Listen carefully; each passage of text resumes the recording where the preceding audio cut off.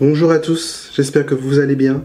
Je reviens sur la chaîne avec un nouveau format, mais qui n'est pas un nouveau format. Parce qu'en fait, ce type de vidéo, je le faisais déjà, où je lisais un livre qui m'avait plu, ou qui m'avait parlé, et qui m'avait vraiment apporté quelque chose de plus dans ma vie, dans mon évolution, tout simplement. Et je me suis dit que j'ai décidé de reprendre ce type de format parce que je trouve que c'est intéressant, que c'est nécessaire. Et on commence avec Jocelyne Béouard. Loin de la mer. J'avais déjà j'avais déjà dit sur les réseaux sociaux que j'allais justement à la fin de ce livre faire une vidéo en ce sens. C'est parti. Je ne vais pas vous parler totalement de tout ce qui a été dit, tout ce qui a été écrit, parce qu'il faut aussi que ça puisse venir de vous si vous désirez connaître ce livre. Mais je veux revenir sur des petites parties et donner mon ressenti global de cette pépite. C'est parti, générique, et je vous emmène dans l'univers Cassave.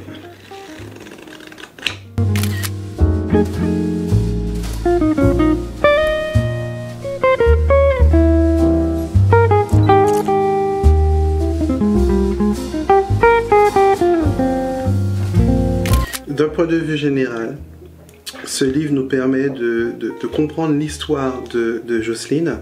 Il nous permet de pouvoir faire une rétrospection de sa vie depuis qu'elle est née jusqu'à aujourd'hui. Donc je dirais plutôt les grandes lignes, mais c'est pas que les grandes lignes parce que sur certains points elle va vraiment dans le détail. Je veux, avant de commencer ce livre, la remercier de nous avoir partagé une partie de sa vie à travers ce livre. Je ne sais pas s'il a été écrit au fur et à mesure du temps ou tout simplement elle a décidé de vouloir l'écrire après, ou enfin je sais pas comment elle a décidé justement de pouvoir faire ce récit. Dans tous les cas, il est bien fait. Il est bien fait, il est bien réalisé, et je trouve que ça nous donne pas mal d'infos, pas mal d'informations sur qui elle est, et tout simplement qu'est-ce que Cassave dans les backstage. Je vais revenir sur des passages qui m'ont fait sourire, qui m'ont appris à connaître sa vraie personnalité, et je me suis reconnu parfois parce que il y a des fois je la trouve très piquante, limite insolente, et je me reconnais totalement. Page 22.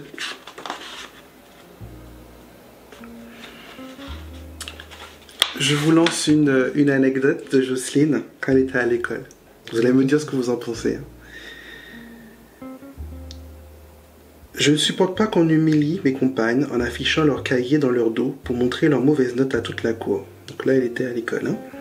Et un jour, lassée de la maîtresse, qui 3 fois de suite refuse de me laisser aller aux toilettes, alors que d'autres bénéficient tout sourire de ce privilège, je fais pipi dans la salle de classe, jambes écartées, debout près de son bureau, en la regardant fixement. Insolente? Alors comment vous dire qu'à ce passage-là, j'ai commencé à rire. C'était vraiment...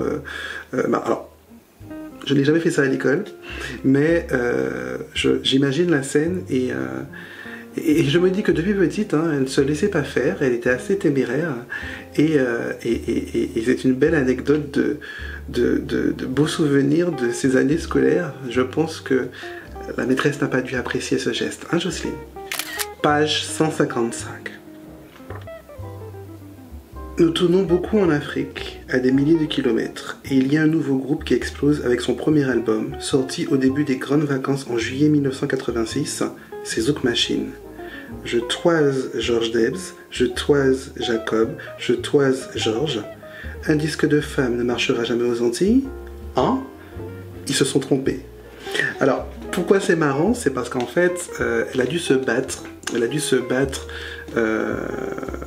pour justement, elle, s'imposer en tant que femme dans le paysage musical antillais, et elle a voulu se lancer, elle a voulu être précurseur face à ça, et on lui disait que c'est pas le moment, que ça fonctionnera pas, ceci, cela. Et Zouk Machine est arrivé, ils ont pété le game.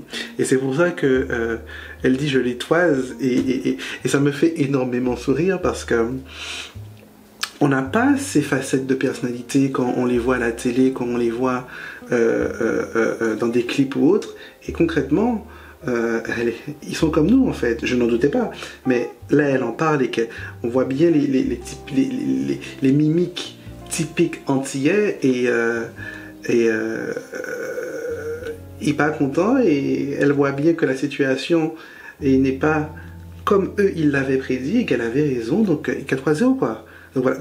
Je dis pas que c'est pas possible, je dis pas, mais on a tellement un regard très admiratif par rapport à des légendes, parce que pour moi, le groupe Ketsav, tout le monde confondu, en passant des musiciens à l'orchestre, aux danseuses, aux artistes, aux leads, ce sont des légendes.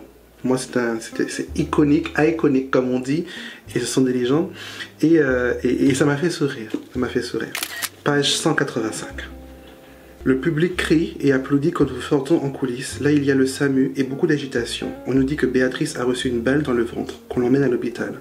On nous fait descendre de scène le plus vite possible pour nous mettre à l'abri. Les policiers arrivent, on ne comprend pas. Heureusement, les nouvelles tombent rassurantes. Béatrice a été blessée dans le mou, comme disent les médecins. La personne qui a lancé les coups de fusil, la personne qui a utilisé son arme, habite au 12e étage dans un immeuble en face de la scène où il avait une prestation. Il plaidera le chagrin d'amour, son enfant qui pleure, le bruit du concert qui l'empêche de dormir. Alors il a sorti sa carabine 22 long rifle avec une lunette et il a tiré sur la scène. C'est un passage qui est moins marrant, moins plaisant, mais on ne savait pas en fait. Bon, déjà moi j'étais plus petit, donc du coup je pense que cette partie-là, soit je ne l'ai pas du tout connue ou je n'étais pas sensibilisé à ce qui se passait autour de leur actualité. Mais tu vois que tu vas sur scène pour apporter du plaisir, du bonheur à un public, et concrètement tu ne sais pas qu'en face de toi, à l'immeuble qui est en face, n'importe qui dans le groupe peut avoir une balle et peut limite mourir. Donc je remercie que la personne en question, elle a pu s'en sortir, mais concrètement, ils ont vécu des choses folles. En parlant de choses folles, il y en a beaucoup, ce que moi j'en retire, je retire qu'ils ont été joués, ils ont diffusé, propagé de la joie, du bonheur, montrer l'identité antillaise, culturelle caribéenne à travers le monde. Tous les continents du monde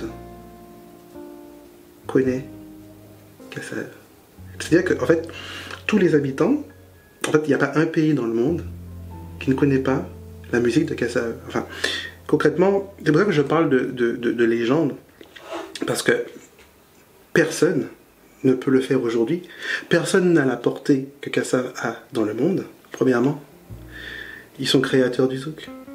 C'est-à-dire qu'avant eux, ça n'existait pas. Créateurs du Zouk Love, par Belle Créati, Jean-Philippe Artelli. Ils ont des milliers d'albums. Ils ont des disques d'or, des disques de platine. Ils ont des reconnaissances, des awards. Enfin, la liste de prix qu'ils ont obtenus durant leur carrière, elle est phénoménale. Elle est phénoménale.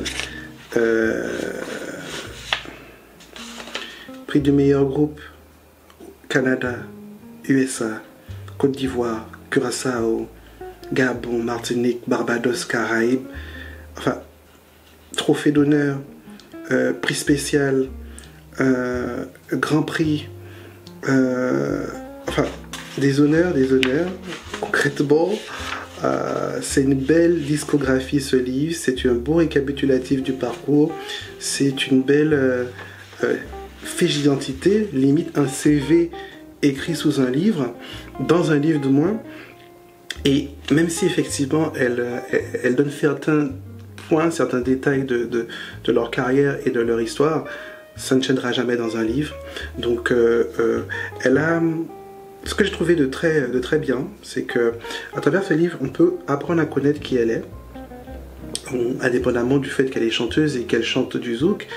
Au préalable, elle chantait pas que du zouk, elle a chanté d'autres types de musique, elle a été dans les chœurs avec pas mal d'artistes, pas mal de groupes également, elle a voyagé, elle a fait des choses en fait avant Kassav, elle n'est pas arrivée là comme ça, et elle est devenue chanteuse en Kassav. Non, non, non, loin de là, loin de là, et à la base, c'était pas parti pour qu'elle ait la place qu'elle a dans ce groupe, comme elle l'a aujourd'hui.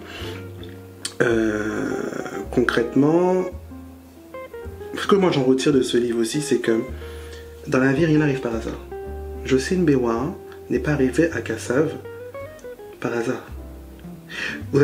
Quand vous allez prendre le temps de lire ce livre, vous allez prendre conscience que tout ce que le plan de Dieu a préparé dans la vie de cette femme, donc je parle de son enfance jusqu'à son adolescence et les premières années d'études, l'a préparée à surmonter les épreuves, l'a préparée à évoluer avec un groupe masculin, l'a préparée à pouvoir surmonter les obstacles qu'elle va devoir surmonter en tant que femme, par rapport à son identité, par rapport à son sexe, par rapport à son ethnie, par rapport au racisme, par rapport au fait que dans les années 80, il y avait pas mal de choses qui n'étaient pas mises en place comme aujourd'hui, et elle a dû faire face à pas mal de choses. Donc je ne dis pas qu'elle a fait face à plus de situations négatives que les autres membres du groupe, loin de là, mais étant donné que là on parle de son livre et que du coup elle est la seule femme, on peut dire qu'en tant que seule femme lead de ce groupe, elle a dû justement surmonter des obstacles que les autres en tant qu'hommes n'ont pas dû surmonter, en tout cas pas à la même échelle. Et du coup, ce livre parle de combativité, parle de ténacité, parle d'amour, l'amour qu'elle a pour ses parents, l'amour qu'elle a pour son arrière-grand-mère, pour sa famille. Elle parle aussi de certaines choses intimes, je ne parlerai pas dans cette vidéo. Si vous désirez pouvoir en savoir de ce qu'il en ressort, je vous invite à le lire. Mais elle se livre sur certaines thématiques de sa vie également, et j'ai trouvé que c'est une femme qui est aussi humble, généreuse, qui milite pour son identité, pour son origine, qui milite pour la jeunesse également. Il y a une partie qui est aussi axée sur la jeunesse, sur les enfants, sur la famille. Et franchement, je l'ai lu je dirais en 4 jours. Parce qu'en fait, j'ai dû faire, j'ai scindé. Donc en tout, quand je fais quand je fais le calcul, j'ai dû lire en 4-5 jours. Ça se lit très vite. Ce qui est bien, c'est que chaque chapitre, déjà le titre de chapitre, c'est soit le titre d'une chanson ou une expression créole. Et après, elle rajoute justement la traduction de ce qu'elle a voulu transcrire en français. Et non. C'est un livre qui est très intéressant. Elle met aussi la lumière sur tout ce qui concerne la production. Ce que j'ai aimé aussi, c'est qu'elle explique comment fonctionne du moins l'industrie musicale, l'industrie de la musique caribéenne, du zouk, dans les années 80 et jusqu'à aujourd'hui. Elle explique pourquoi à un moment donné ils ont été moins présents médiatiquement en France. C'est pas parce qu'ils n'étaient pas médiatiquement en France présents qu'ils ne l'étaient pas à l'étranger. Elle explique la période des DVD, la période où il y avait pas les réseaux sociaux. Enfin, franchement, j'ai appris des choses sur le groupe, j'ai appris des choses sur elle, j'ai appris des choses sur comment les choses se passaient dans le passé. J'ai aussi eu un sourire, enfin à plusieurs reprises au début, surtout dans les débuts, parce qu'elle parle de certains lieux en Martinique, et j'ai grandi en Martinique, j'ai fait mon collège, primaire, collège, lycée en Martinique, et je me suis retrouvé en fait. Et elle m'était toujours dit que oui, que je voulais pas rentrer en Martinique parce que voilà, pour de multiples raisons, j'étais bien en métropole et je suis content et fier de me dire que j'ai pu faire justement ces années-là là-bas. Ça me permet aujourd'hui d'être connecté à une icône, à une légende qui a vécu dans les mêmes quartiers, dans la même ville que moi, qui a fait des choses que j'ai pu faire aussi lors de ma jeunesse. Enfin, franchement, je suis très content. Je suis très content d'avoir lu ce livre. Je suis très fier, très honoré d'avoir pu lire le livre de cette icône légendaire des Antilles. Et moi, ce que je pourrais dire, c'est que Kassav a réussi à montrer l'identité, les valeurs et à sublimer justement qui on est, tout simplement, sublimer les îles de la Caraïbe. Et c'est un groupe qui est autant riche en émotions, riche en joie, riche en sensibilité, en rigueur. Parce que quand tu vas travailler, quand tu vas chanter dans divers pays, il faut aussi apprendre à connaître les cultures, à connaître les langues, et ils ont réussi à passer les frontières. Bel exemple, bel exemple. Elle fait aussi un hommage à chaque, justement, lead du groupe, puisque tu apprends qu'elle était proche de chaque personne de diverses manières. Donc on apprend aussi ses doutes, comment elle a pu douter pour telle ou telle chose. Et puis elle fait un hommage aussi à Jacob Desvarieux, qui est l'un des fondateurs de ce groupe, qui est parti récemment. Bel hommage, beau livre. Jocelyne Béouard, tu es une belle femme dans tous les sens du terme, et par rapport à ce livre, par rapport à tout ce que tu nous as pu nous partager, on comprend aussi certaines choses, on comprend pourquoi certaines périodes ont été plus compliquées que d'autres, et ça nous permet de voir l'envers du décor de ce groupe. Ce que moi je souhaite que nous puissions avoir, si possible, d'autres chansons, d'autres joies de vous entendre, le groupe Kassav. Et de toute façon, vos chansons sont intemporelles. Je ne sais pas ce que vous avez pensé de cette vidéo. En tout cas, moi, j'ai pris un plaisir à la faire, parce que je pars du principe que quand on aime quelque chose, on le dit et on le montre, et c'est ce que je fais. Et je reviendrai pour d'autres livres, autobiographiques ou non, que j'aurai lus. Et avec plaisir, je vous les partagerai sous ce même format. Je vous souhaite de passer une bonne soirée. On se dit à la revoyure pour une nouvelle vidéo. C'était Mike Ish. Tchuss.